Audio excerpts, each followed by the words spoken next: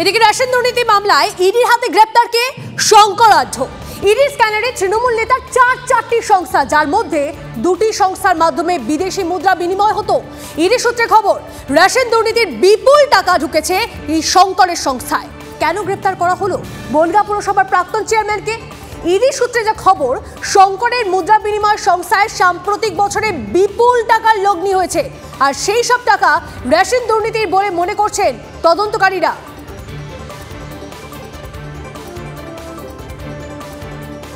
আর এই নিয়ে স্থানীয় বিজেপি নেতা দেবদাস মণ্ডলের একটা বক্তব্য আমরা পেয়েছি, কি বলছেন তিনি শোনাবো।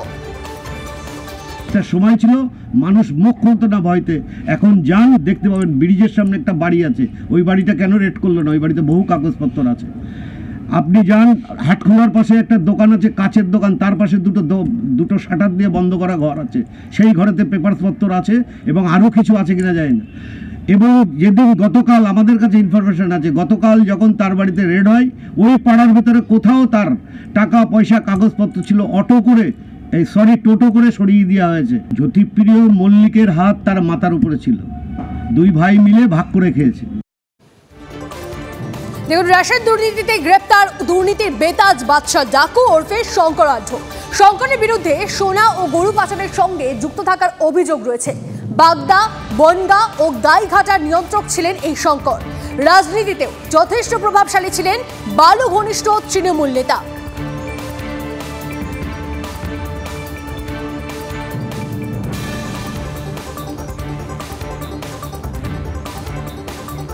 রেশন দুর্নীতি মামলায় শঙ্কর আঢ্যকে গ্রেপ্তারের সময় একটি কাগজ দেখিয়েছে ইডি। স্বীকার করেছেন শঙ্কর আঢ্যর স্ত্রী। শঙ্কর আঢ্যর স্ত্রীকে কোন কাগজ দেখিয়েছে ইডি? ওই কাগজ কোনো গোপন নথি নাকি চিঠি? ওই কাগজে কি এখন ইডির তুরুপের তাস? ওই কাগজ হাতে পেতে কি বেপরোয়া হামলা? এই প্রশ্ন উঠছে হাজার হাজার।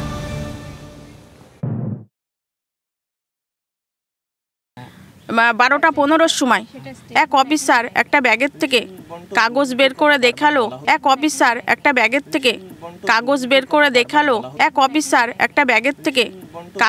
করে দেখালো। জ্যোতিপ্রিয় মল্লিক রেশন বন্টনের সঙ্গে আপনাকে অ্যাটাচ করা হচ্ছে। তখন তো আমরা অবাক।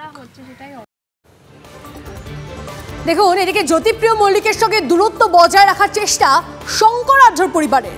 বালু প্রসঙ্গে কথার প্যাচ শঙ্করের মেয়ে। শঙ্কর বা তার পরিবার যাই বলুক না কেন, জ্যোতিপ্রিয়র প্রিয় পাত্র ছিলেন শঙ্কর। কে বলছেন এই কথা? বলছেন উপেন বিশ্বাস। জ্যোতিপ্রিয় মল্লিকের সাথে যোগাযোগ বা ওনার সাথে কোনো রকম পলিটিক্যালি তখন রাজনীতি করতো, সব কাউন্সিলররা চেয়ারম্যানকে নিয়ে যেত, ব্যাস ওইটুখানি। ওনাকে কে না চেনে?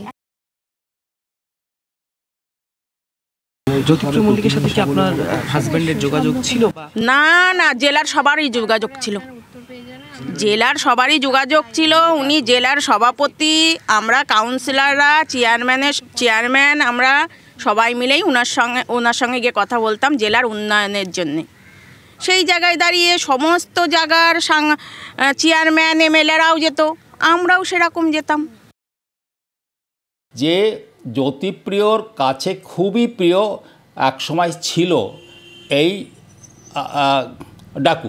আস্তে আস্তে সে এত বড় ওর কাছে চলে গেল, ও খুবই ওর ঘনিষ্ঠ ছিল এবং সেই ঘনিষ্ঠতা 2000 সালে আমাকে হারানোর জন্য তার এই শঙ্কর ছিল বা আঢ্য ছিল তার মেইন প্লেয়ার।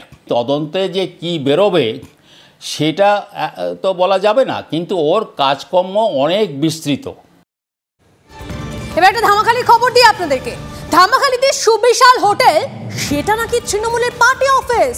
হ্যাঁ, হোটেলকে পার্টি অফিস হিসেবে ব্যবহার করতে এই শেখ শাহজাহান পালাতেই হোটেলে তালা।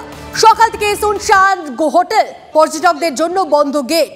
এখানে নিয়মিত আসতো শাহজাহান, এমনকি শুক্রবার দীর্ঘক্ষণ সেখানেই ছিল তৃণমূলের পলাতক দাপুটে নেতা। এই দাবি স্থানীয়দের। ধামাখালীর লঞ্চ ঘাটের কাছে হোটেল রয়্যাল সুন্দরবন, এই যে হোটেল রয়্যাল রয়েছে সেখানে তৃণমূলের পতাকা লাগানো রয়েছে। তার কারণ এটা হোটেল কাম দলীয় কার্যালয়। যেখানে নিত্য যাতায়াত ছিল শেখ শাহজাহান, যে শেখ শাহজাহান ইডির হানার পর থেকে এলাকা থেকে বেপাত্তা হয়ে গিয়েছেন। এবং এই হোটেলে যদি সুন্দরবন ভ্রমণ যারা করতে এসছেন তারা যদি মনে করেন হোটেল লেখা দেখে যে এখানে থাকবেন, তাহলে কিন্তু তারা বিপদে পড়তে পারেন বা ফাঁপড়ে পড়তে পারেন, কারণ হোটেল তালা লাগিয়ে দেওয়া হয়েছে। এখানে গেটে তৃণমূলের পতাকা লাগানো রয়েছে, কারণ এটা স্থানীয় সূত্রে খবর দলীয় কার্যালয়। রিসেপশন ফাঁকা, পরিত্যক্ত একটা হোটেলের অবস্থা রয়েছে রিসেপশন, সেখানে কেউ নেই, ফাঁকা। এই গাড়ির রয়েছে আরও একটি গাড়ি রয়েছে, গাড়ির সামনে কিন্তু গাড়ির সামনে কিন্তু এখানে ব্যাচ রয়েছে, দলীয় ব্যাচ রয়েছে উত্তর 24 পরগনা জেলা তৃণমূল কংগ্রেস কোর কমিটির একটি ব্যাচ। হোটেলে কেউ নেই, হোটেল কার্যত জনশূন্য। সব মিলিয়ে এই ধরনের পরিস্থিতি দেখা যায় না। দলীয় তো বিভিন্ন জায়গায় পতাকা দেওয়া আছে, ধামাখালির ওখানে হয়তো দেওয়া হয়েছে। রিসেপশনের গেটের সামনে পতাকা, ওটা কি দলীয় কার্যালয় হিসেবে ব্যবহার করা হয়?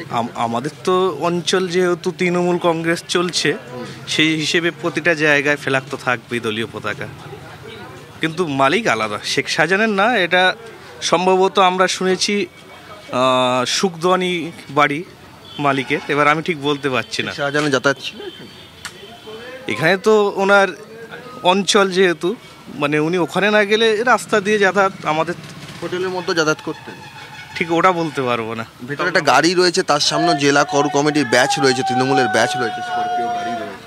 ওটা আমরা তো ভিতরে যাই না, আমাদের এখানে ব্যাংকের শাখা, ওটা ঠিক বলতে পারছি। ঢোকে, তবে আমি বলতে পারছি না ওটা গেস্টটা, মানে গেস্টের লোকের আওয়াজে ঢোকে, কিন্তু আমি ঠিক। হোটেলের সামনে তৃণমূলের পতাকা দেয়, হ্যাঁ হোটেলের সামনে তৃণমূলের পতাকা দেয়, এটা কি দলীয় কার্যালয়? এসে দেখি এরকমই আছে, তবে আমি বলতে পারছি না। এই দেখো, আমরা এখানকার তো স্থানীয় না, আমরা এখানে এমনি আসলাম ঘুরতে, গাছ টাছ নিতে। আচ্ছা, স্থানীয় সূত্রে যেটা খবর সেটা কিন্তু হচ্ছে যে এখানে শেখ শাহজাহানের নিয়মিত যাতায়াত ছিল। সর্বোপরি শুক্রবারের ঘটনার পর থেকে একটা গোটা হোটেল যেভাবে শুনশান হয়ে গিয়েছে, সেটাই কিন্তু সবচেয়ে বড় তাৎপর্যপূর্ণ এবং অনেক প্রশ্নেরই জবাব দিয়ে দেয়। ক্যামেরায় অভিজিৎ দাসের সঙ্গে সৌরভ দত্ত, TV9 বাংলা, ধামাখালি।